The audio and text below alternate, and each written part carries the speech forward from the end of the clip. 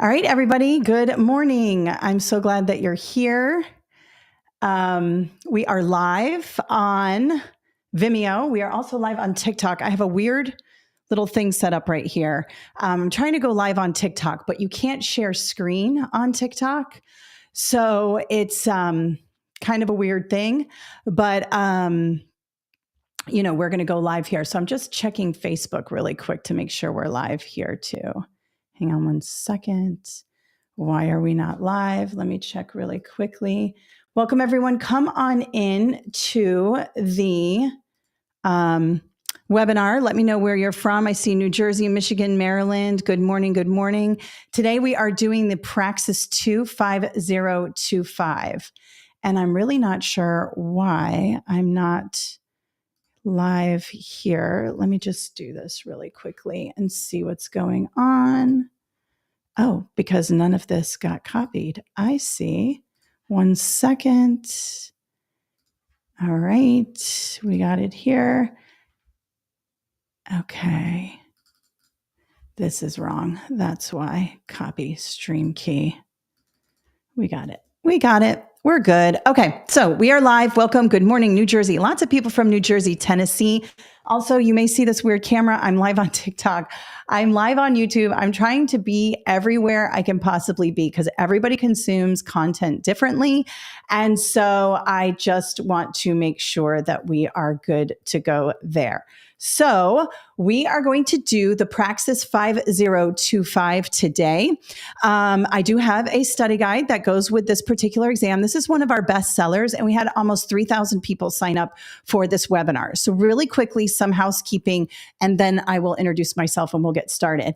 If you signed up for this webinar using the link, and if you're on TikTok, the link is in my bio under free webinars. You get a free study guide. It's an abbreviated version of the big study guide. And you're going to get a follow-up email with everything that we talk about today. You're going to get the free study guide. You're going to get the replay link, and you are going to get anything that I talk about. I have an assistant in the chat. Her name is Yana. She's going to give you a 20% off discount on anything that we offer. And she's going to listen to what I say. She's really good at this. And then if I mention something like, I don't know, standards or some YouTube video randomly that I discuss because I remember it, she's going to put it in that email for you. So you don't have to write anything down. And if you didn't have a chance to download the free study guide yet, that's fine. Just focus on me. And you can download it later and work through it later. I'm going to project everything on my screen. I have a whole presentation for you. So don't worry about that. And we will get started, okay? If you lose your internet, if you got to go, no big deal. It's recorded. You're going to get the replay about 20 minutes after it's over, all right? And if you're on TikTok, welcome TikTok. First time live on TikTok. I post a lot there and I thought, let me just set up the camera. You can see it's a little bit of a janky setup.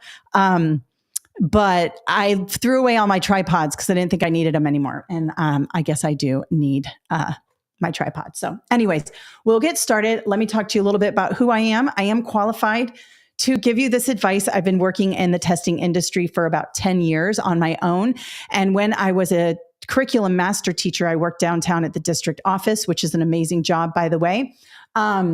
I learned from one of the biggest testing companies in the world how to write really good test items. That's why my practice tests, well, a lot of people think my practice tests are really good, and how to, understand the test specifications in the testing industry as a whole, because I think that it can be very confusing to people.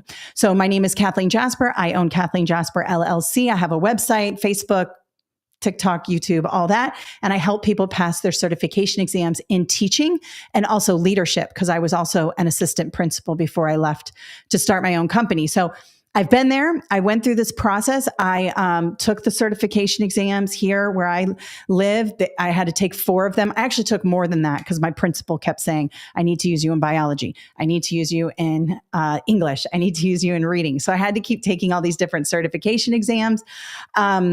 And I love teaching, worked in public ed for a long, long time, and then left about 10 years ago to start my own company. So I've been through it. I know what you guys are going through, and I'm here to help you get through that. So today we are going to be working from the free study guide that you got, again, through the link, and the link is in the description. You can download it later. You don't have to do it now. And if you're on TikTok, the link is in my bio under free webinars. And you can grab that and have a look at that, or you can wait and do it later. All right. Now, really quickly, we did get a free study guide. So let me just go ahead and share screen on that. So I'm going to just share entire screen. So this is the free study guide, the Praxis 5025 here. And hopefully you can see that. Let's see. Yes, you can. And this is a handout that comes with it. It's rather lengthy. It goes through all of the content categories. So you have English language arts, mathematics, social studies, science, and the arts, PE, and fine arts, and all of that. So there's a bunch here, and we have very detailed answer explanations. So definitely read the answer explanations when you're working through this free study guide, because there's a lot of good information here. I always say, even if you get it correct, look at the answer explanations, because they tell you a lot there. Now, if you want more, we have a full study guide. This is the big one. This is the one that you have to pay for, obviously. It is 200 pages, and it covers everything. And of course, it's very detailed. So like we have emergent literacy here, everything you could possibly need to know about emergent literacy. And then, of course, I have 10 practice test questions after each section. So you get, the 10 questions like this after each section to see what those look like, right? And then like math, the same thing. So we have all this math here, how to use manipulatives and the base 10 system and all of that. We're going to go through it today. And then, of course, lots of practice test questions inside the math. And then, of course, at the end of the study guide, you have the science is really pretty. Let me just show you some of the science. Science is nice. It's got lots of pictures and graphs and things like that for you to understand. And then, of course, let's get into this. Then we have the full practice test at the end with all of the content categories in there, like you would see on your actual test day, and very detailed answer explanations there for you as well. Now, I also have what I call a good words list. I believe it's in here. Is it in here? Well, just a lot of reading practices and things like that. Oh, here's the good words list. I have a good words and phrases list. I have been in the testing industry for a long time, and I see patterns, and I understand what they are asking you to do and find in the correct answer choices. We're going to talk about it today in context, but this good words list is really important. It helps you to zero in on those good answer choices and get rid of the bad answer choices. If you've seen any of my videos on YouTube or TikTok or Facebook, I'm always working backwards and zeroing in on those good words. These come from the standards. These come from the test specifications. So you want to make sure that you're looking at this. And then I have a bad words list, things to stay away from. These are typically not the correct answer on the test. We do sometimes, of course, we use homework in real life, and, we use extrinsic motivators like candy and parties and things like that in real life. But on the exam, they tend to be the wrong answer, especially for motivating for reading and math. And then, of course, your assessments, you have to know your assessments. I just posted an assessment video just this week on YouTube, and I did some shorts on TikTok and Facebook, so you'll see those. But this chart here is very helpful. And then, of course, the practice test here with all the information here. All right, so let me go ahead and stop sharing there. So that is the full study guide, but you got a free study guide with lots of information. Here's the thing. Lots of people use our free stuff and pass. If you need more, we have more, just to let you know that. And so you're going to get an offer code at the end. Well, it's actually in the chat. So if you're actually in the webinar, it's there. If you're not, you're on TikTok and you want to get it later, just use the form in my bio. And if you're on Facebook, it's in the description. Click it, and we'll send you an email with everything you need. Okay. All right. So let me just have a look at some of the questions. So this is for early childhood education. This is the 5025. This is a specific early childhood test. Now, news really quickly. I just finished the 5024. It's in edits. It's not ready yet. It will be in the next couple of weeks. So if you have friends that need the 5024, I have that. Okay. Danielle, I'm so frightened for the math section. I am horrible in math. All right, Danielle, I'm so glad you said that. Well, I'm not so glad you said that. Here's the thing. And Kelsey, too, is saying, I feel the same way. These things we say to ourselves, I'm not good at math, those are stories we tell ourselves, and they are lies. You just haven't had success in math. We like things that we're successful in. So you were probably more successful in school in English, maybe reading, and then math you didn't do as well. So you kind of pushed more towards English language arts. But here's the deal. Everybody's a math person. You can get better at math. Just practice. I'll tell you, I taught English language arts. I got an English language arts degree. My principal needed me in biology. I hated biology when I was in high school. I didn't get it. I turned out to love biology because I had to stay ahead of the kids and study it. And I now am obsessed with biology. I'm not like a professor in biology by any means, but my kids did really well on their end of year exams. I taught 9th grade bio. I was a high school teacher. And I ended up being really good at teaching it because I was kind of figuring it out with my kids. So don't sell yourself short. Don't tell yourself these stories. These are lies. These are lies. You can do math. I promise you. All right. All right. So does this webinar come with a certificate? Nope. This is just from my website. We don't pair up with school districts or anything like that. I love math, but not English. Same thing, Vesti. You may just haven't had a lot of success in English. You can be both. In fact, and I'm going to do this last thing and move on. Mathematicians back in the day were artists and philosophers. They were everything. So just remember that you can be both. We use both sides of our brains. All right.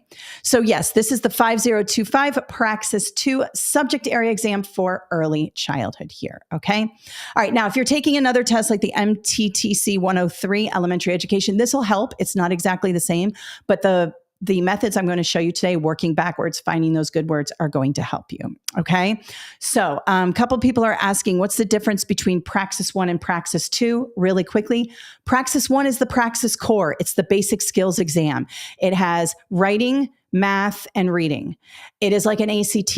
There are no teaching questions on it. It's just assessing your capabilities, the same capabilities that an 11th grader would need for the following year to graduate high school. The position of most states is that they want you to have the same skills that a graduating senior would have. And that makes sense because that's what we're doing.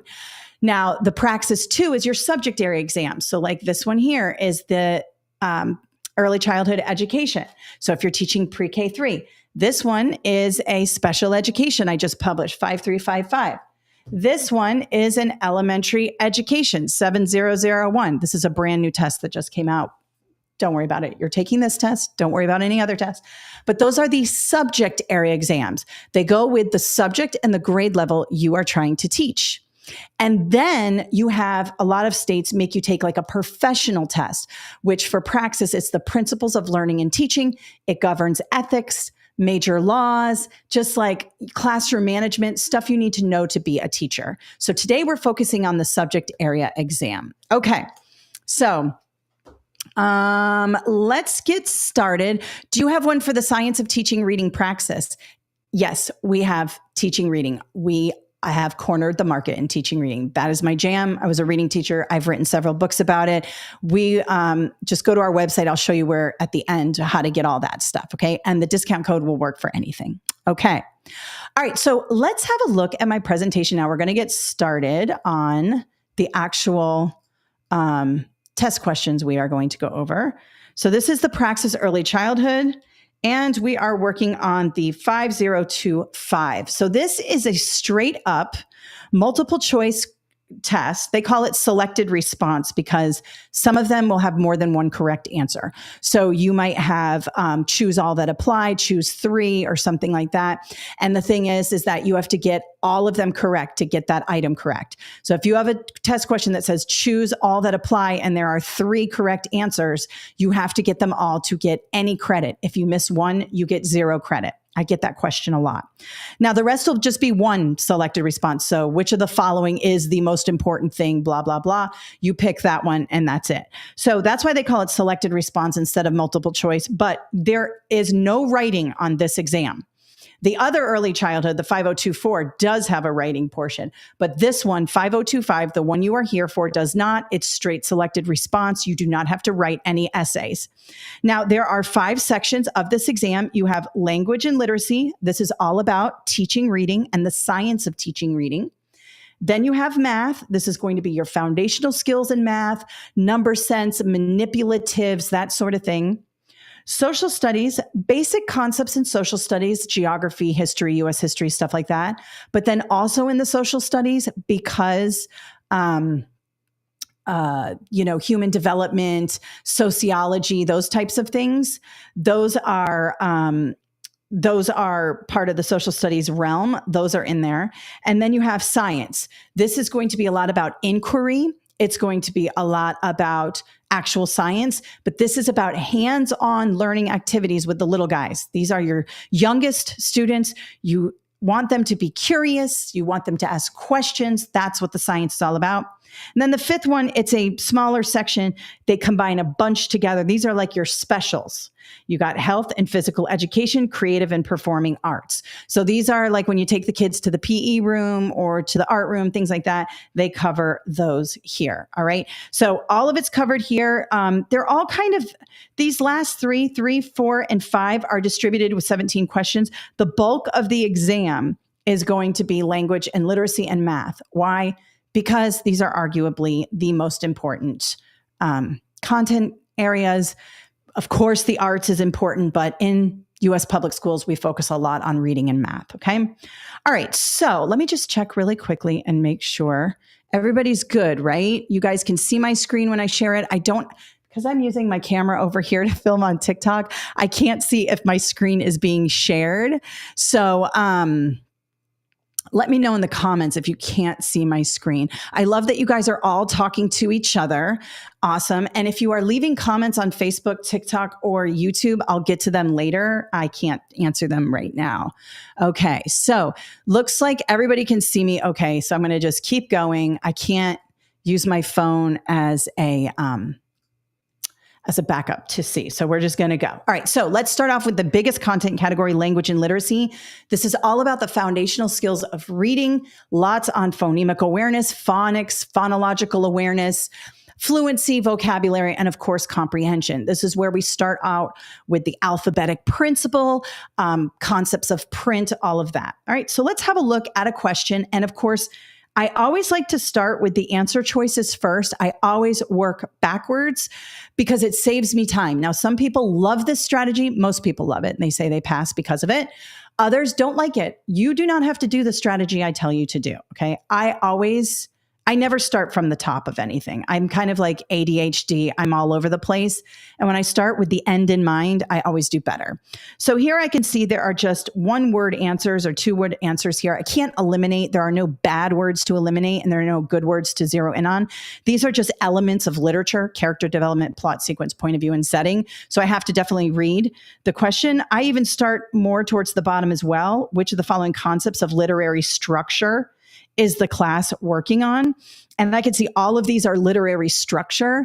If there was an answer choice that was not considered literary structure, I could cross it out. But I kind of make things hard on you in the study guide. I try to make it a little harder than it would be on test day, just so you're better prepared. So let's go ahead and read the scenario. A teacher reads the story, The Giving Tree, to first grade students. She has students use a graphic organizer. Graphic organizer is a good word, by the way. If you see it in an answer choice, it's probably the correct answer, where they match pictures from the story to the beginning, middle, and end. And then they share their graphic organizers. Beginning, middle, and end. This is plot sequence.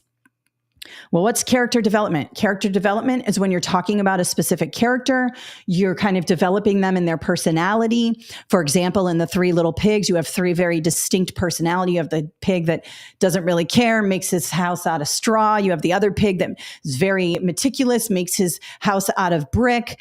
That's character development, okay, in the most basic sense.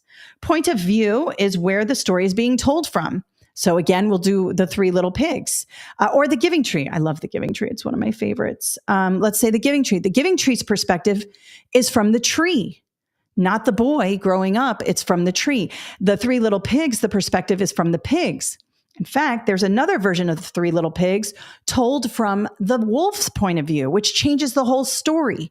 So these are really important things to think about with your students as you're helping them fall in love with reading.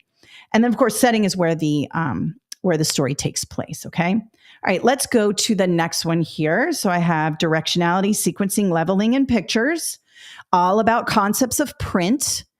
And we see here the teacher is working on what type of concepts of print. All right, let's read the question. A kindergarten teacher displays an oversized book in the front of the room. As the teacher reads the lines in the book, she sweeps her hand from left to right. There's always clues in the question indicating how students read English. The teacher is working on A, directionality. They might not even have this concept of print here. It might just say the teacher is working on what type of skill. And concepts of print might be the answer choice. Well, directionality is a concept of print. So is front to back. So are headings. So are the way the book is laid out. These are all things we want to teach students because, little kids will pick up a book and know if it's upside down. They'll know to flip the pages like this. They'll know to start at the top left corner and read this way from top to bottom. That's all concepts of print, but more specifically directionality. Sequencing, of course, is what we just talked about, beginning, middle, and end. This could be a comprehension strategy as well. If we want to test students' listening comprehension, we might say, hey, tell me what happened in the beginning, middle, and end of the story. And if they can do that, we're like, okay, they have listening comprehension. Leveling is when we level reading levels. So you might give your low-level readers a certain text, and you might give your mid-level readers a certain text, and you might give your high-level readers a certain text. When you are in the pre-K, kindergarten, first, second, third grade kids, when you're teaching those kids, there is a wide variety of skills. You have some kids who haven't read anything, and you have other kids who are like reading full-on books. It just depends on their exposure and how they interact with text. So leveling is important in these grades. And then, of course, pictures, we use those to support the text and help with semantics or meaning in text. All right, let's have a look at number 4. Now, this is all about the foundational skills in reading. So I can see here in my answer choices, I have onset and rhyme, phonemic awareness, cueing systems, and syllables. All right, and then I can see this picture here. And I know a lot about the foundational skills of reading. You might not, and that's why you're here.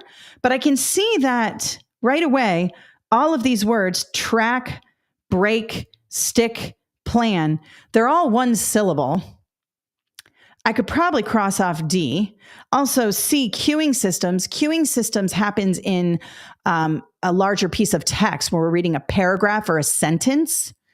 So that's probably not it. And then I have phonemic awareness and onset and rhyme. Phonemic awareness is done by sound only, not sight. And I can see these are broken up, but I'm not going to eliminate it because it could be phonemic awareness. But phonemic awareness are individual sounds in words. And this looks like it's broken up by onset and rhyme. Looks like A is my best answer here without even reading the question. But I always want to read the question just in case. All right, let's have a look. Students are using the chart below for a classroom activity. They are matching different parts of the words to make a whole word.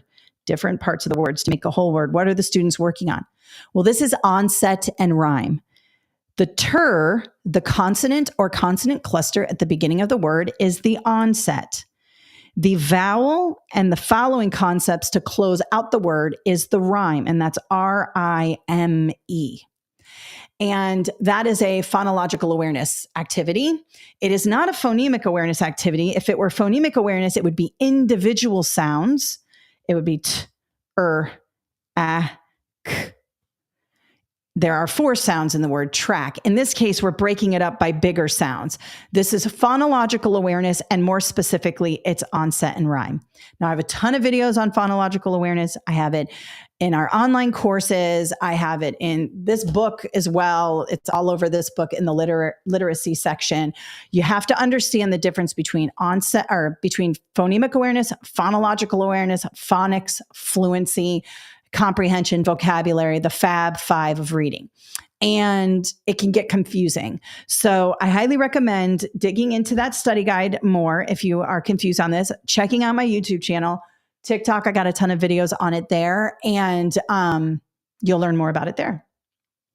All right, let's have a look at the last one. Oh, we have two more. I did a lot in the literacy section because it's the heaviest part of the exam. All right, so let's have a look at these questions or the answer choices here, working backwards.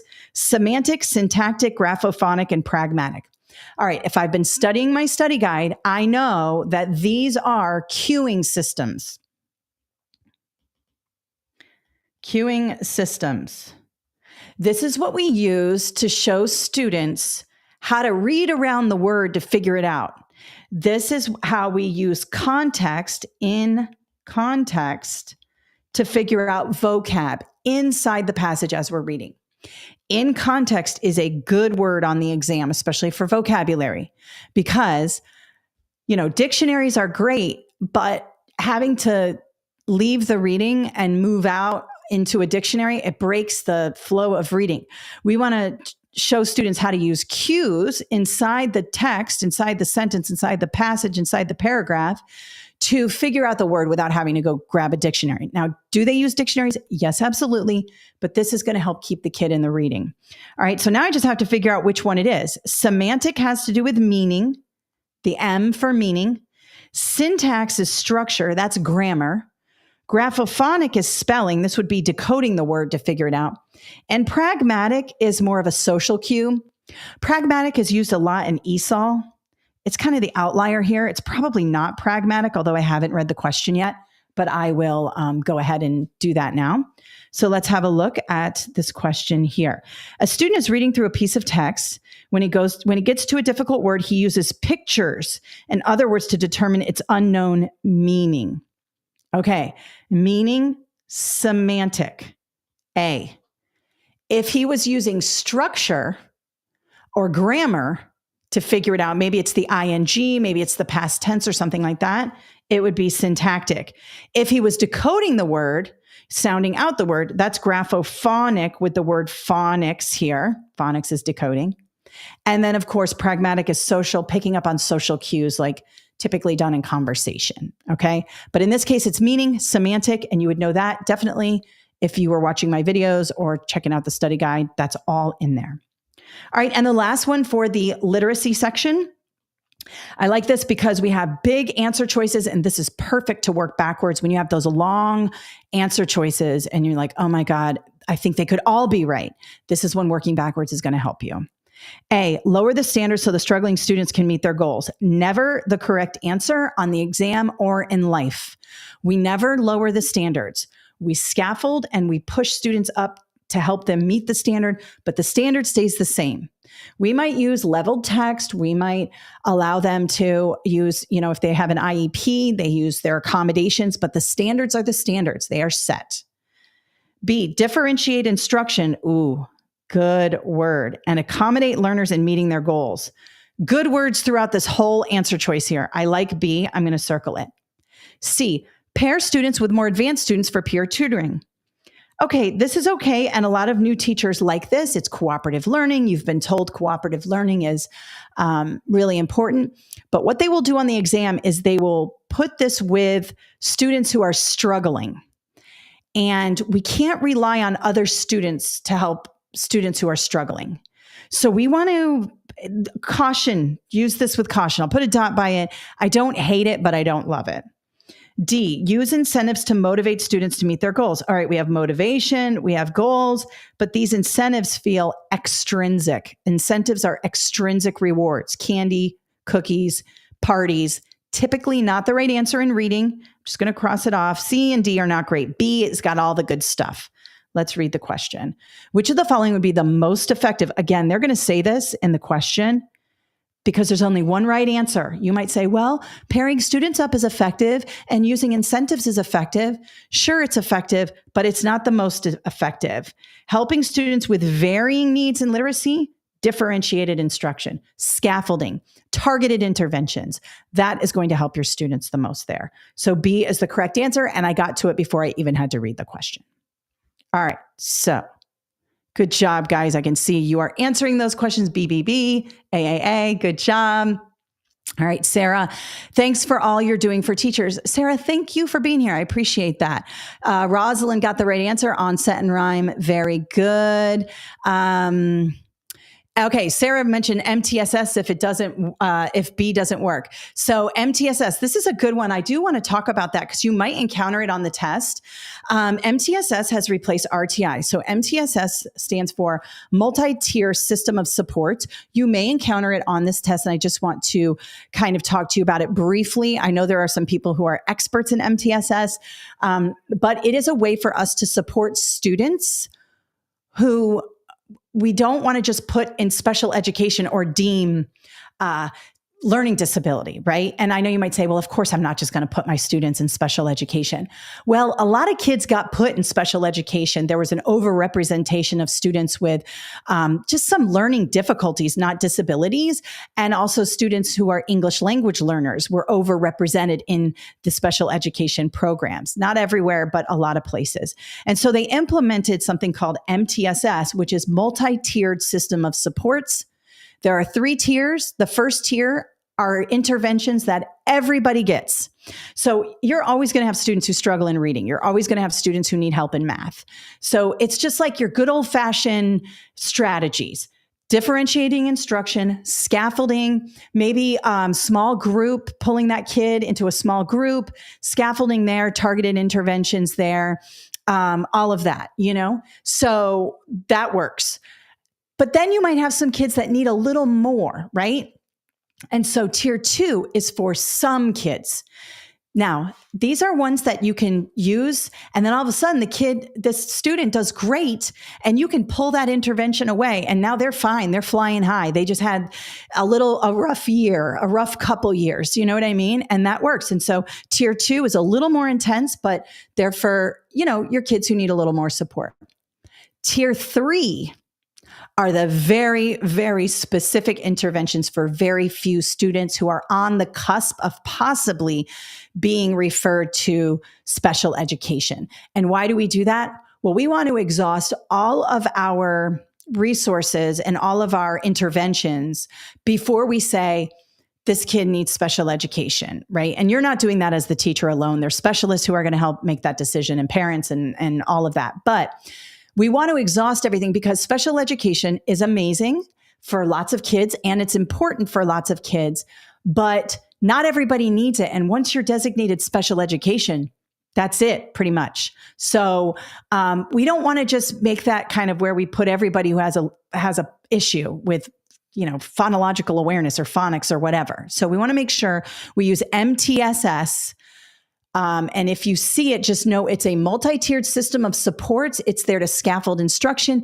It's for interventions, and it's for different tiers of students. And we use that as teachers. It's pretty intense, but overall, that's what it is.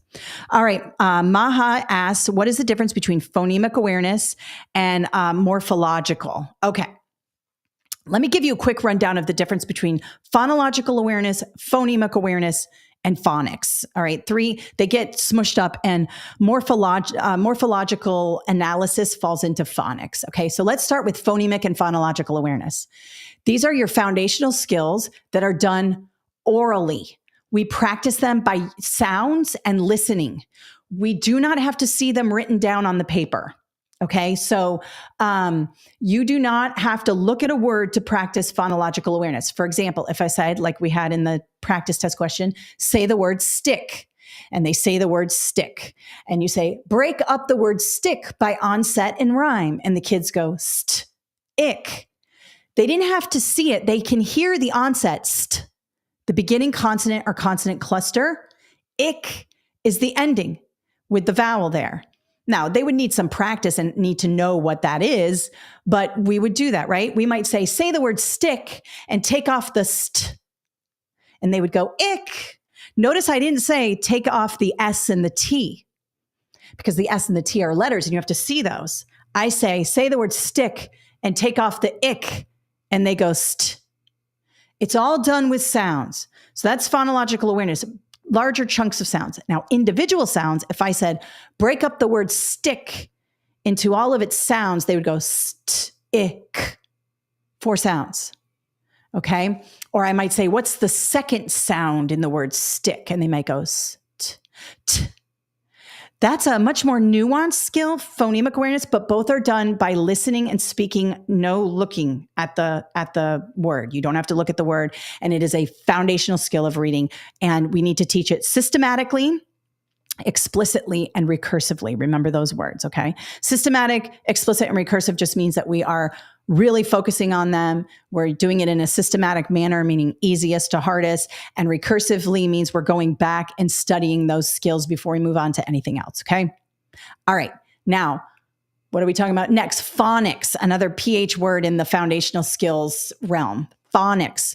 Phonics, you have to look at the word. Phonics is spelling. Phonics is referred to as letter sound correspondence. Notice there's a letter there. So for example, when I see the P and the H together in phonics, the word phonics, I know that the P and the H together make a F, an F sound. But I have to see the P and the H.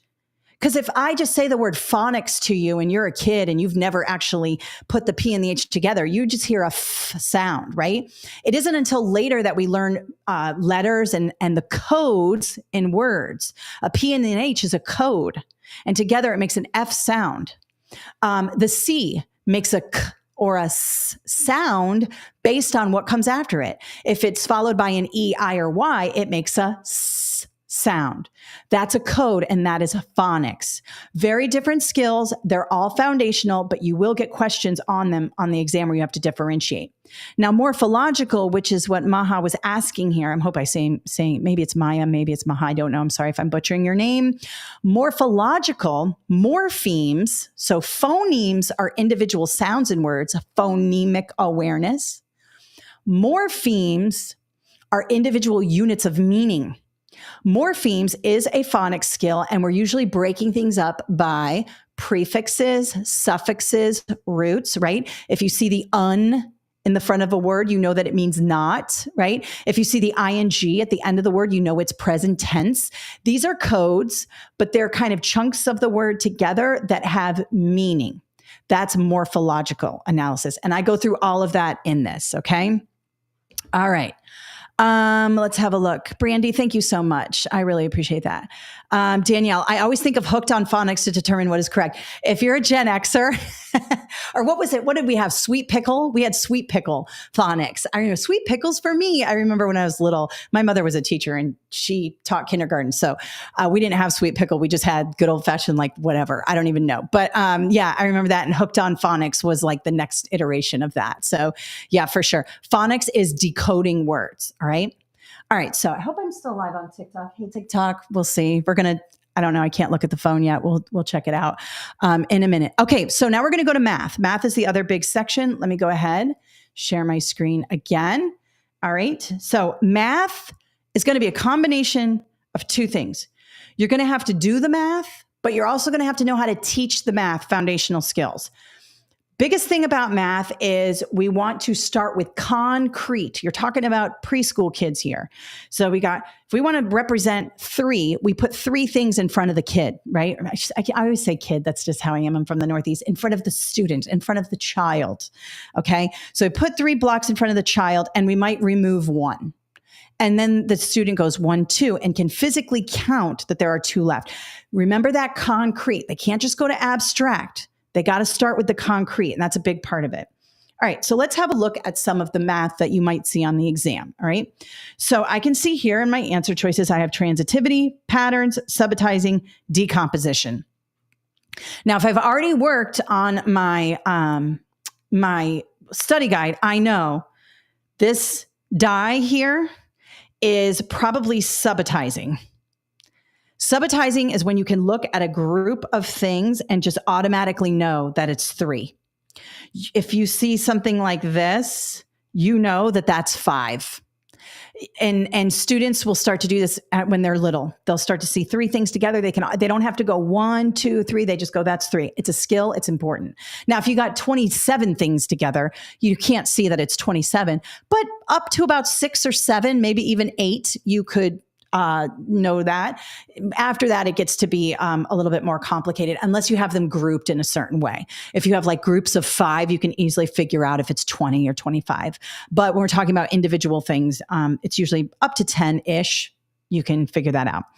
Transitivity is when, if you have something like this, if A is greater than B and B is greater than C, then A is greater than C, right? Because if A is greater than B, A is bigger than B, but B is bigger than C, then A is definitely bigger than C because A is bigger than B. That's kind of transferring the attributes of A, B, and C into different orders so that they all make sense. Patterns are things like if students know, okay, maybe it goes like this, and then we say, what's the next pattern? It might be this, that they know to like continue the pattern on. All right. And then decomposition is when you decompose a number. So you have something like 345. You might decompose that to 345. All right. So just by looking at this die, I know it's subitizing, but let's read the question. A teacher is using dice to help students recognize numbers. She rolls one die and the students immediately say 3. What skill are the students working on? That is subitizing and is a foundational skill of math. All right, let's have a look at the answer choices here. Defining area, drawing shapes, recognizing shape attributes, identifying patterns. All right, these are all skills, can't do anything. And then I read the question stem, which prerequisite skill, okay, this is where it gets hard. You have to know the progression of skills for students in math. Must students master before they can move on to this new skill? All right. And a teacher is helping students work towards classifying and categorizing geometric shapes. All right. So is it a triangle? Is it a square? Is it a prism? Is it 3-dimensional? Is it 2-dimensional? Okay. So which thing do they need to know? Well, defining area, that's not going to necessarily help them identify geometric shapes. This is a much more abstract concept. This is going to come later. Usually with defining area, we start with what we call an array.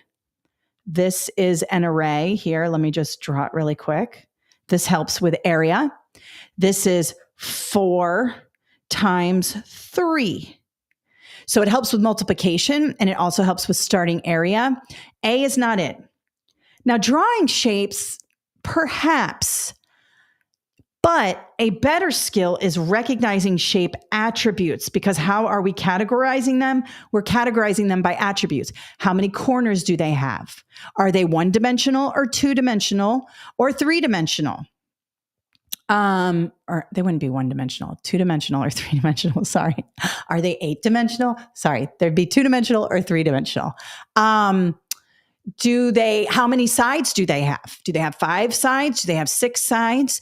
Are there any corners? If not, it's a circle or an ellipse. So attributes is how we're going to do that. Identifying patterns would not help in this situation because I showed you before what identifying patterns is. That's not what's going on here. So recognizing shape attributes. So this is a relatively easy one, but you might be stuck between B and C.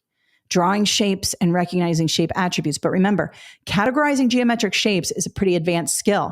You're going from recognizing shape attributes is a low-level skill. Okay, there are corners, there are 4 sides, there are 3 sides, or whatever. Categorizing, now you have to use 2 processes in your brain. You have to identify the shape, and then you have to put it in the right category. So we're moving up into those skills. All right, let's go to the last one here. A teacher is using the number below and asks, what is the value of the underlined number? And if you can't see it, the 4 is underlined. What skill is the teacher working on? Okay, be careful. You might say multi-digit numbers because there are multiple digits in this number, but we're not. This is place value. This 4 is a 40 because the 4 is in the tens place. So we have the word value here. And if you see that, this happens a lot in the exam, like go with the obvious. You have the word value and you have the word value in the answer choice. So if it works, take it. Don't say, oh, that's too easy. If there's a big green light on it, it's probably the right answer. They know you're not, master level teachers at this moment taking this exam. Some of you might be, but others are entry level teachers. So there's going to be clues in the question stem. So pay attention to those. But you might be like, well, it might be multi-digit numbers. I don't know. It's not. Yeah, this is a multi-digit number, but she's asking a very specific question about the multi-digit number. Estimation would be if it said, what should we round the 4 up to? Maybe it said something like we went from 345 to 350. That would be estimation. And subitizing, we know, is if you see this, you know right away it's 3, and that's not what's happening here. D is the correct answer. All right, so let me stop sharing there and just go through. Good job, guys. D, D, D, C, awesome. I love how you guys are participating in this. We had sweet pickle books. I know. Everybody did. I remember sweet pickles for me. All right. I am truly enjoying the session, Kathleen. Awesome. And it's good refresher. Yeah. So if you've been teaching maybe another content area, maybe you're going from middle to elementary or something, it's always good to refresh because some of these things, they're going to be different. All right. I'm an 84 baby raised by a baby boomer and 4 Gen X sisters. All right. So you're not Gen X, but you were raised by Gen X. So we'll let you can be an honorary member of Gen X. All right. All right, everybody. Okay, so we're going to go into the social studies portion. Now, remember, the social studies portion is going to be stuff like about the Constitution and the 3 branches of government, some of those basic civics things, but it's also going to be about human development, sociology, self-efficacy, self-esteem. That kind of falls into that because that is part of the social sciences. And so it covers that as well. So let's go there and share screen. All right, social studies. Now, remember, this is a smaller portion, only 17 questions. So I only have 2 questions from the study guide. Remember, this free study guide you got with this has a lot more questions in it. So definitely download it. I'm only picking a few out of it. There's 10 to 15 questions for each content category in that free study guide. And then, of course, in the real study guide, there's a lot more. All right, so let's have a look. So I've got self-pacing, self-esteem, self-actualization, and self-efficacy. Be on the lookout for the word self-efficacy. This is a big one for early childhood. We want to teach students self-efficacy. I would be zeroing in on D. My dog is locked in. She's locked in my office right now. She can't leave. She's sitting at the door. Okay, I'll let you out in just a second. All right, let's have a look. Let's just go here. They understand that when they work together to learn and then clean up, they will have a positive experience in the classroom. Okay, so you might be close to self-esteem, but this is actually self-efficacy. Self-efficacy is about working together. It's about being kind. It's a social skill, social and emotional development that we want to do. Self-pacing, I don't know. That's kind of a nonsense word I put in there. I just had to have 4 words that had the word self in front of it. Self-pacing might be something like they know that they need to slow down or speed up when they're doing something on their own. Self-esteem and self-actualization are part of Maslow's hierarchy of needs. That's also in the book. You have your physiological needs here: love and belonging, self-esteem. What am I missing? Oh, family is a little bit below. And then up here is self-actualization, the highest part, right? But we're not really talking about that yet. Now, if I were standing at the door saying, I'm so glad you came to school today. Let's have a look at your test scores. Oh my gosh, you got a B. You went up from a C to a B. Look at all the things you did. You should be so proud of yourself. That would be working on self-esteem and love and belonging. Self-actualization is at the very top, and that's where we kind of understand our place in the world. I think we're all trying to get to self-actualization. Sometimes I'm there, sometimes I'm not. But that's a little bit higher up. In this case, we're just talking about self-efficacy when we're teaching kids to clean up, contribute to the society of the classroom, understand why these things are important. So it's going to be self-efficacy. Self-efficacy is a good word on the exam. Be on the lookout for it. Not to say that self-actualization or self-esteem wouldn't be a correct answer for another one, but in this one, definitely be on the lookout for that. Okay. Number 8. And I have students work in cooperative groups. I'm working backwards. Good.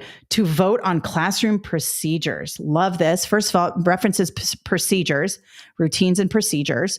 And we have cooperative groups. I love it. Voting.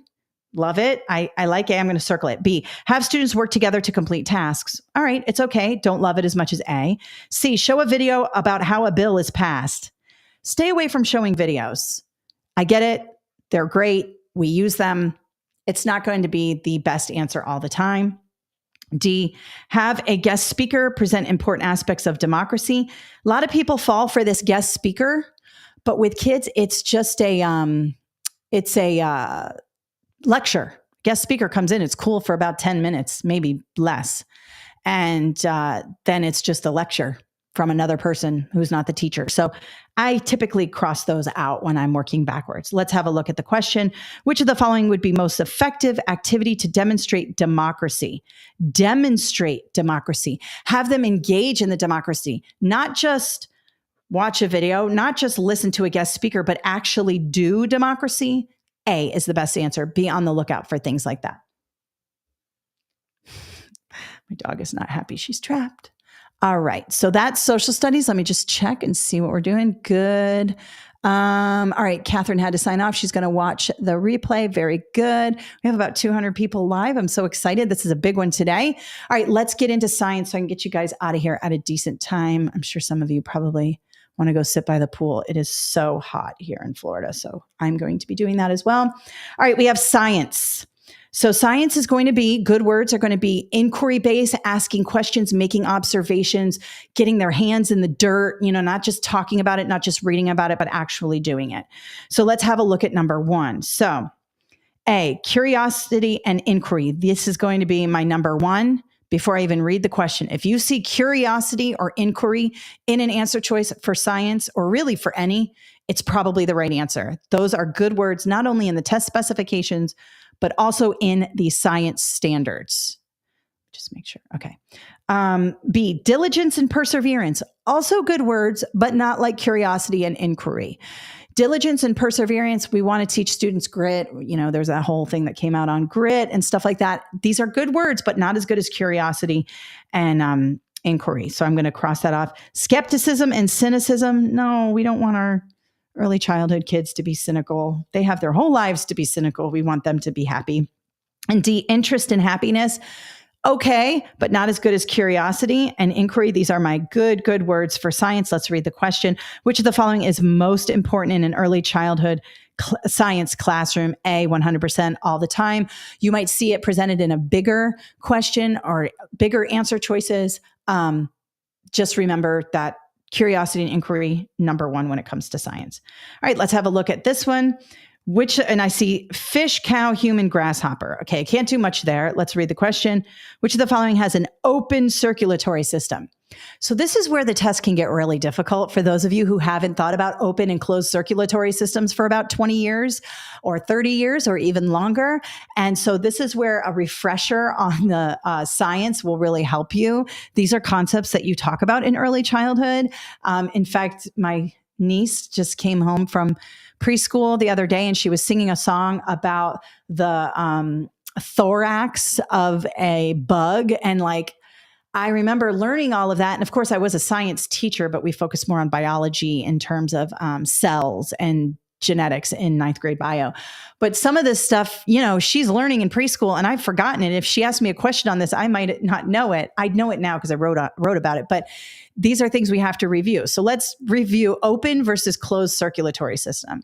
So an open circulatory system means that the air just comes into the organism's body through little holes called spiracles. So a grasshopper has an open circulatory system. The grasshopper does not have gills or lungs. In a closed circulatory system, which is what these guys have here, closed means that you take the air in and it goes through your lungs and or gills. Fish have gills. So that's a closed circulatory system. So in this case, the grasshopper is open circulatory system. A mollusk, a clam, those have open circulatory systems too. Insects, things like that. So think lungs or gills for closed and holes into the body for open circulatory system. All right, let's have a look at the answer choices here. These rocks are very pretty. I like this rock better than this other rock. This rock feels smooth. This rock feels rough. I have rocks like this in my backyard. Okay, so I don't know what's going on here. I just have some quotations, probably from students. Let's read the question.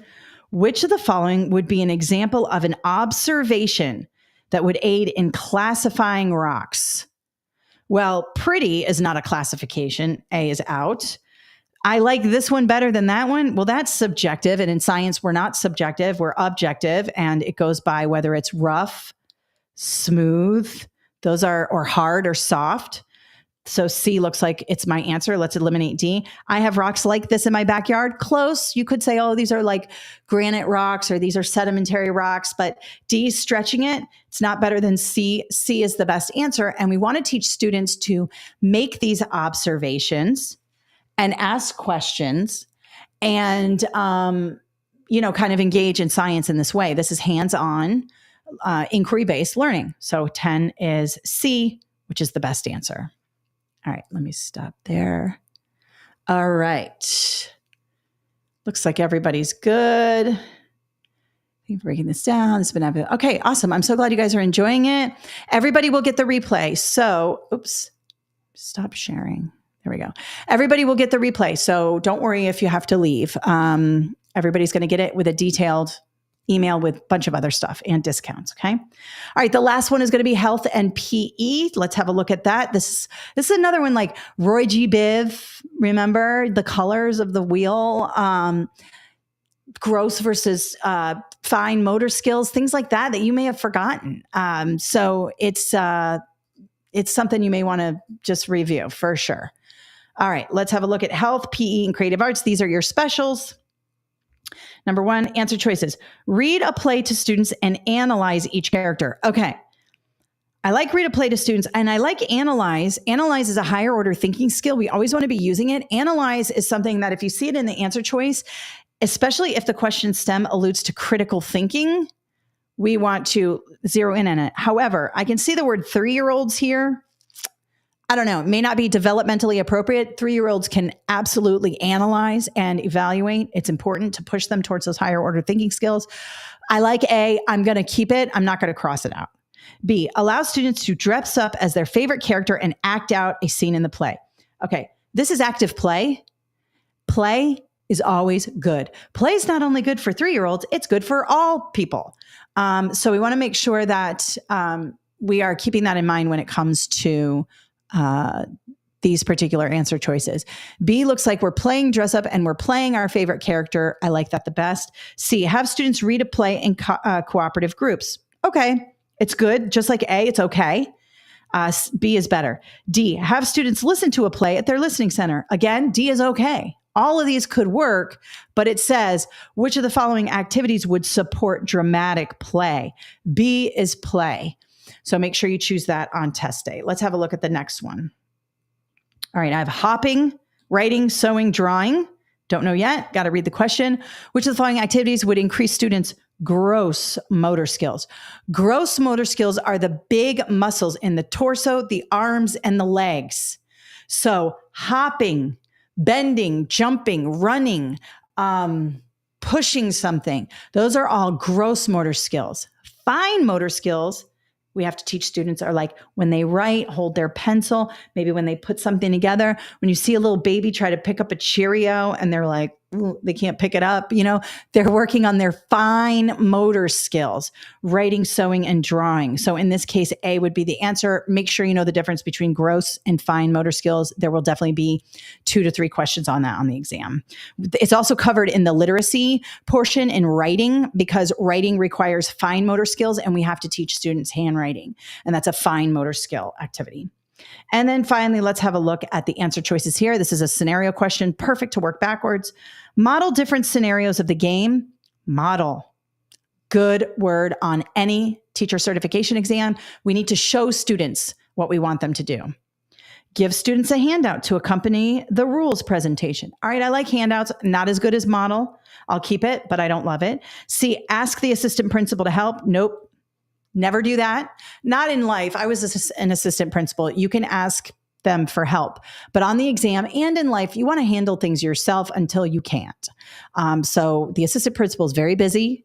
I know that teachers, I was a teacher and an assistant principal. I was never busier than when I was an assistant principal. I promise. They are slammed, putting out fires. You have no idea. I didn't realize how many things were going on in the school until I became an assistant principal. There are fires going off everywhere and you have to do them when you're an AP. D, start the game with no rules because the students are not ready yet. Absolutely not. That's lowering the standard. We don't start things with no rules. No. I don't care how young they are. they can learn rules. So I'm between A and B. I love A. I'm going to circle it. I'm going to keep B. Let's go ahead and read the question. He has told them over and over, but they still do not seem to understand. Classic. What can Mr. Rodriguez do to fix this situation? Model. A handout, if he's told them over and over again, a handout's not going to help them. Show them, don't tell them. This is true for routines and procedures. And I have a lot of information on that. I'm actually doing a Start Your Year Off with Success webinar in the next couple of weeks. We're going to send you all that information, don't worry. But it's all about routines and procedures. And this is a PE teacher. He's having a hard time getting students to understand the rules. Routines and procedures, especially for PE, when you have 50, 60 in high school, sometimes you have 200 kids in the gym. You got to have routines and procedures. You practice them, you model, show them. You want them to come into the room and put their backpack down quietly. You say, okay, boys and girls, friends, everyone, watch me. You walk in the room, put your backpack down, sit down. You show them. Modeling is so powerful and it's very, very important. Okay. So model is the answer here. And that is it for the presentation. All right. So that concludes our Praxis Early Childhood. Let me show you where you can get some more free resources. Okay. First, my YouTube channel.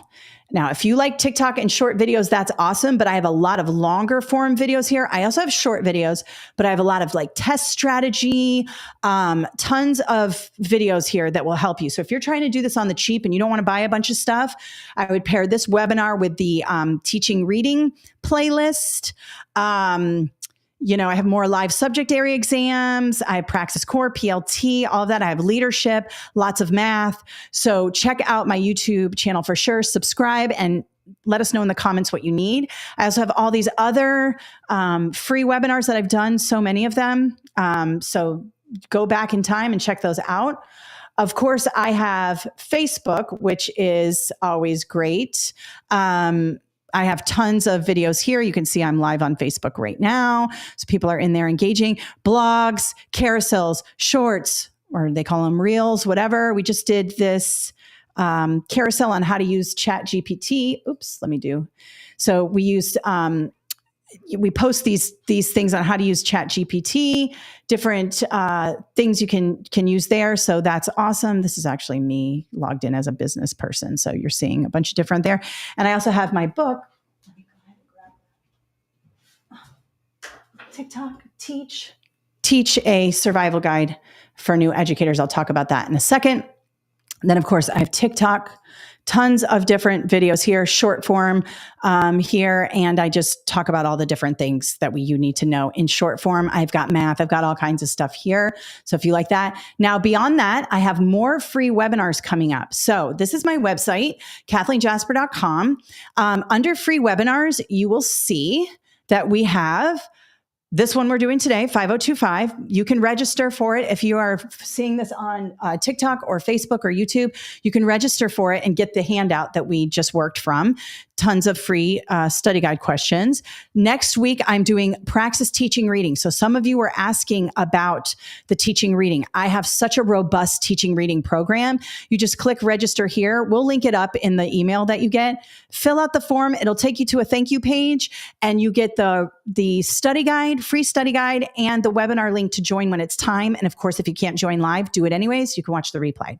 All right. Then I'm also doing, this one's going to be great. Start your school year off with success. We are going to go over classroom management strategies, lesson planning, all the little things you're going to want to know before you get back into the classroom. If you're a first, second, or third year teacher, I highly recommend this. I've learned over the years a few things and I want to help you have a better year. If you started off right, it's always good. Then beyond that, I have a brand new online course, teacher interview course. If you're trying to get a job in education, I used to hire teachers, so I know what they want I know what they want you to say. So definitely check this out. $39.99. It pairs really well. Of course, we have the study guide for, where's early childhood? For early childhood. And you can see right here, the lime green one. When you buy from us, it's a digital download. So you can buy it from my website and get the offer code that's in the chat. and it'll go to it's a PDF, so you can save it to your device, right? If you want a physical copy, just click this Amazon button and it'll take you here. And notice we have a ton of 5-star reviews for this. Buy it. Make sure you buy it prime. Don't do this used, because when you buy it used, it's got writing in it. And I get emails saying, hey, I bought your book and there's writing in it. Well, you bought it used. I can't help you if you bought it used and somebody wrote in it. Okay. Now, Amazon is the publisher. We cannot give discounts on this. So if you want a physical, you got to just pay full price here. But we have an online course. So if you bought, let's say, where are we? 5025. If you purchased, that's 5205. Sorry, that's teaching reading. There we go. If you purchased the book from Amazon and you're like, I want the online course is going to be a lot like I'm doing here with you today. Only it's much more in depth. There's hours and hours of video, tons of visual elements, stuff like that. If you want the online course, we can apply the price of the book to the course to get you, the price of the book off the course. So this becomes about half the price. So the online course comes with the book. Let me show you that here. So this is the online course. When you get access to it, you can download the digital study guide. And because it comes with the book, I honor, if you bought it from Amazon, I honor that purchase. So you just email us and we'll give you a code that'll it's not free. People go, I want the course now. Give me the free course. It's not a free course. We're just going to apply your purchase of the book to the course. So you don't have to get the book twice. And then of course it goes through everything. Notice language and literacy, mathematics. We've got, different videos, tons of videos, drag and drop, different things like that. I go through everything here. I share the screen like I do here. It's very much the same as what you have seen in this particular thing. Now, I also wanted to just show you the teacher interview course. This is a brand new $39.99. I've got, specific questions for all the categories they're going to ask you. And then I have downloadable questions here. So you can download the questions, go through them as I go through them. There's about 2 hours worth of video here. Take notes. People have found this to be very, very helpful and all of that. Okay. Trying to think. Oh, we have audio courses too. Sorry. One more thing I want to show you. We have new audio courses. This teaching reading audio course is amazing. Lots of people are using it, and coupled with the study guide, it's great. So just go to the website, check out our programs. We have lots of good stuff there. Okay. All right. So let's stop sharing. All right. So I hope this worked on TikTok. If it did, I'm going to go get better equipment so you can see me. All right. Thanks so much. I test next week for the 6th time praying. Okay, listen, Nicole, good luck. Hopefully you can get the study guide or at least use the stuff in the free webinar and this has helped you. A lot of people have to take the test more than once. I highly recommend working backwards, especially on those scenario questions. If you haven't been successful for several times, try that strategy of working backwards, practice and all of that. You can do it. When will you have the online course for the 5025? I already have the online course, Rosalind. We'll put a link in the email, but if you go to the website under online courses, I have the online course for the 5025 and we have, okay? Christine, I just got offered a special education teacher. I watched all of your videos for interviews and combined them with my Parapro experience. I got the offer on my first interview. Christine, congratulations. That is wonderful. And I'm so happy you're going to be a special ed teacher. We need lots of good special ed teachers. So thank you so much for sharing that. Gabriella, love your classes. Thank you, Gabriella. I'm so glad you're here. All right. Let's see. Yana is sharing a couple more links in there. Listen, as soon as this is over, we are going to send you an email. Give us about 20 minutes because we write them from scratch based on what I talked about here. So do that. If you're on TikTok, link in bio to sign up under the webinars tab. Yeah, and that's it. Are the ETS practice tests helpful if you already have your green book? Yes, they are. I would definitely get them. If you want some more practice tests, totally. I mean, ETS makes the exam, so their practice tests are going to be good. So for sure. All right. I'm so glad you guys were here today. It is hot in Florida. Go hang out at the pool, relax. You've already been here for an hour. You've done a lot. Thank you so much for being a teacher. Be on the lookout for my next webinar and that email coming to you quickly. And I appreciate you spending your Saturday with me. Have an awesome day. Bye.